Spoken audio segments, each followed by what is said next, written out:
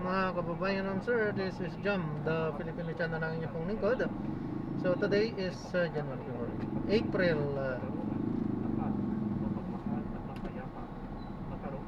30, 2026. At tayo ngayon ay pupunta dyan yan sa Pier 4, dyan yan sa may Zaragoza North Harbor, North area Manila. At dadalhin po natin yan sa may Doña Andrea Subdivision sa may Rosario, Pasig. Okay, magbabalik po tayo mamaya unti pag nakuha na po natin sila. Malabang po ang content po natin ay kalsada at hindi ang passenger. Kaya naman sakasakali man po na may marinig kayo mga pangalan ng lugar, pangalan ng tao, pangalan ng organization sa government o private man yan, ay wala pong kinalaman ng channel na ito at wala pong pinapatungkulan. Lahat po ng pinag-uusapan dito ay pawang dito naman po yan sa loob at wala pong pinapatungkulan sa labas. Babalik po tayo mamaya natin po pag nakuha na po natin.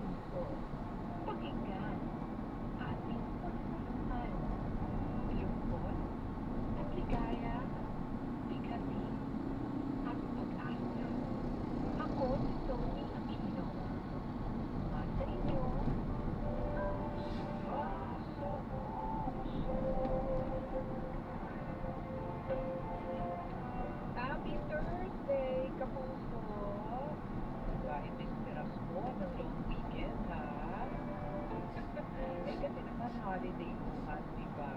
Labor Day, May 1. Mas mahaba-haba po magiging pahinga.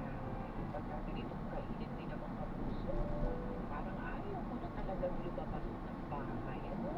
Wala na ganitong oras. Nakakahilo po ang init. In 200 meters, turn left at the traffic light. Halos mawala ng malay si Inang Merlin Nakita nang dumating ang kanyang anak na nakakahuna na pag-alaman na hanggang ngayon isang malaking palaisipan na sa pamilya at sa mga kababayan na 24 taong gulang na si Queen June Creta na taga-barangay Apupong siyudad ng Jensan ang kamatayan nito sa Saudi Arabia noong Abril 12 nitong taon. Walang sinabi ng pamilya na isang balita lang na nakarating sa kanila na na-ospital ito matapos mahulog umano sa hagdan sa bahay ng kanyang amo at nakikulat na lang nila na namatay na ito sa isang ospital sa Saudi. Gusto ngayon ang pamilya na isailalim pa sa otopsiya ang bangkay ng OFW para malaman ang naging dahilan ng kanyang kamatayan. Itulong naman ang LGU Jensen at mga ahensya ng gobyerno para maimbestigahan ang kaso ng nasabing OFW. Kasama mo sa Harimin General Santos, Radyoman Brian Uñate at Tatang Harimin. Sa Pangasinan naman, 11 pulis dinibak sa pwesto matapos masagot sa wedding. Kasama mo pala sa IFF nagupag si Idol Matthew Pacheco. 11 pulis sa lalawigan ng Pangasinan, kabilang na ang provincial director at ilang hepe ng provincial ng kabayan ang nilagay sa kanilang pwesto at agad na nilipat sa iba't ibang assignment matapos ay daw sa kanilang mga pangalutuman ng iligal na narumwete. Epektibo ang reassignment mga 27 ng Abril kung saan dinala ang mga opisyal ng Police Health and In 600 Administrative meters, Unit turn right, PHA then turn sa right. Krame. Opisyal ng pahayag, Malinaw ng Police Regional Office 1 na ang naturang hakbang ay bahagi ng standard operating procedure ng PNP.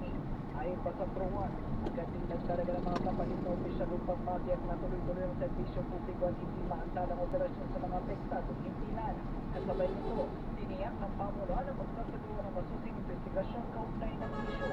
Idinilig pa ng PRO 1 na nananatiling prioridad ang pagpapanatili ng kapayapaan ng kausang rehiyon habang patuloy na sinusulong ang mabilis, tapat at maasang serbisyo para sa publiko. Kasama mo mula rito sa IFM Sigupay. Ako po, si Idol Matthew Pacheco sa RMN. Kasama magkakaranas ng Danger Level Heat Index ngayong araw ang 7 lugar sa bansa. Batay sa Heat Index forecast ng pag-asa, posibleng pumalo sa 43 degrees Celsius ang damang init sa Sangley Point, Cavite City at Aborlan, Palawan. Aabot naman sa 42 degrees Celsius ang inaasahang heat index sa Pasay City, Dagupan City, Pangasinan, QB Point sa Subic Bay, Olongapo City, Dumangas, Iloilo at Kiwan, Eastern Samar. Sa ilalim ng Danger Level Heat Index, mataas ang banta ng heat cramps at heat exhaustion na maaaring kumantong sa heat stroke. Samantala, malaking bahagi ng bansa ang makakaramdam ng extreme caution level, kabilang po ang Science Garden sa Quezon City na posibleng pumalo sa 40 degrees Celsius. Level naman ang tubig sa mga reservoir sa Western Visayas. Mababa na dahil sa epekto ng tagtuyot. Kasama mo mula sa IFM Rojas si Idol Joshua Kenneth Anas. Pinaigting ng National Irrigation Administration Region 6 ang kanilang mga hakbang upang mapanatili ang supply ng tubig para sa agrikultura at maprotektahan ang mga magsasaka dahil sa posibleng tagtuyot na makaaapekto sa susunod na planting season. Ayon sa NIA, bumaba na ang level ng tubig sa mga reservoir sa Western Visayas sa halos kalahati ng kanilang kabuuang kapasidad na sa 135 million cubic meters mula sa 250 million cubic meters. Ito ay nagdudulot ng pangamba sa katatagan ng irigasyon sakaling magpatuloy ang matinding init. Sinabi ni Engineer Zunel Bores, ang tagapamahala ng NIA 6, na bagamat kasalukuyan ay kayang pangasiwaan ang sistema ng irigasyon, ramdam na rin ang epekto ng pagbaba ng level ng mga ilog sa mga runoff river systems. Bilang paghahanda, nag-deploy ang NIA ng 30 heavy equipment units upang mag-diesel at mag-ayos ng mga irigasyon na kanal upang masigurong magagamit pa rin ang limitadong supply ng tubig sa darating na mga pananim. Minabilis din ng ahensya ang pagpapalaganap ng mga solar-powered irrigation systems. Sa kasalukuyan, 141 solar pump irrigation program o SPIP units na operational sa buong rehiyon bilang pagsuporta sa mga magsasaka laban sa tumataas na presyo ng gasolina. Patuloy ang mga hakbang na ito upang mapanatili ang supply ng tubig at mapanatili ang kabuhayan ng mga magsasaka sa gitna ng inaasahang epekto ng El Nino. Kasama mo sa Arimen, TYVR at IFM Rojas, Idol Joshua Kenneth Anas, Tatak Arimen. Sa iba pang balita, bahagi ng 4-kilometer permanent danger zone ng Bulkang Canlaon na sunog. Kasama natin sa balitang yan si Rajuman Albert Kiner ng RMN Pagkolon. Inatay ang umabot na sa 150 hektarya ng kagumata na sakop ng 4-kilometer permanent danger zone ng Bulkang Canlaon ang nasunog sa monitoring ng Mount Canlaon Central Park at Protected Area Management Office ay pinagauling na sunog ay ang porsyon ng Upper Alampasig Bayan Sulog Canlaon, Oriental Negros. Kasama sa pinaniwalaan ng pinagkunan ng apoy ay ang ginawang pausok para maitaboy ang mga butuyo at pagkaroon ng incidental fire dahil sa mainit na panahon. Abril 19 nang nagkasunog din sa Sitio Pastuman at sa Biak na Bagdo ang Sitio Mananawin, masunog sa Castellana, Negros Occidental. Kasama mo sa RMN PYHP Pagkaroon, Radiman Albert Hinan, Tatak Aramen. Samantala, ilang heavy equipment ng isang contractor sinunog na 3 lalaki sa Surigao City.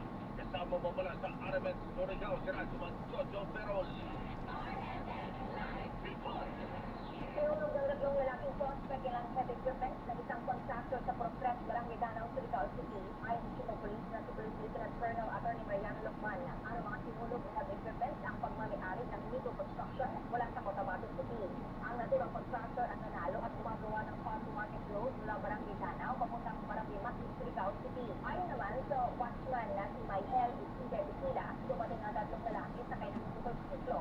Nakamas at may mga baril. Ang dalawa ang mag-usap pa sa kanya, samantalang isa ang lumapit sa mga nakapark sa heavy equipment at nagsimula sa panunulog. Totally damaged ang dalawang bangko at isang health truck. Partially damaged naman ang road roller at Lexter. Ayon kay Attorney Juan, hindi nila matukoy ang gusto. Hindi rin extortion dahil walang natatanggap na demand letter ang may-ari hanggang sa mga oras nito. Nagpapatuloy pa rin ang solusyon ng otoridad sa naturang pangyayari. Kasabok sa Armen Dexaran, Surigao, Jojo Perol, Atak, Armen. Relasyon naman ng Pilipinas at Czech Republic walang lamat sa gitna ng kaso ni Saldico. Ang kasama natin sa balitang yan live mula sa Malacanang, si Rajuman Chanel Salazar. Tiniyak ng Malacanang na nananatiling maayos ang relasyon ng Pilipinas at Czech Republic sa kabila ng isyu kay dati ang Bicol Party List Representative Saldico. Ayon kay Palace Press Officer Claire Castro, nauunawaan ng Pilipinas na may sariling batas ang Czech Republic kaya hindi ito basta mga kilos laban kay ko may tinuturing na pugantes sa bansa. Iginagalang din ng Pilipinas ang kanilang legal na proseso habang patuloy na naghahanap ng paraan para may paliksiko.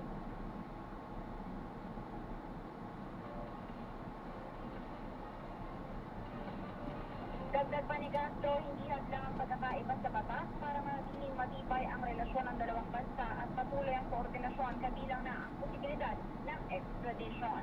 Kasama mo sa DZXL-RMN Manila, Rajuman Chanel Salazar, Tatak RMN. Balita naman sa iba yung dagat. Nagbanta si US President Donald Trump na posibleng patagalin pa ang US naval blockade sa Iranian port. Bahagi mo na ito ng pressure ng Trump administration para kontrolin ang ekonomiya ng nasabing bansa at tuluyang sumang-ayon sa kondisyon ng Amerika. Inatasan na rin ni Trump ang kanyang team na maglatag ng panuntunan sa mas mahabang pagsasara ng Strait of Hormuz. Sa pinakahuling ulat, aabot sa 40 barko na nagtangkang pumasok at lumabas sa Hormuz ang naharang ng US Navy. Kaugnay nito, pinaghahandaan na rin ng Pentagon ang posibleng pagpapatuloy ng military operation sa Iran. Samantala, pinatikos ni Iranian Parliament Speaker Mohammad Bagher Ghalibaf ang pahayag ni Trump na tinawag niyang blockade theory. Dagdag niya na nagmula ito sa jump advice ng Trump administration.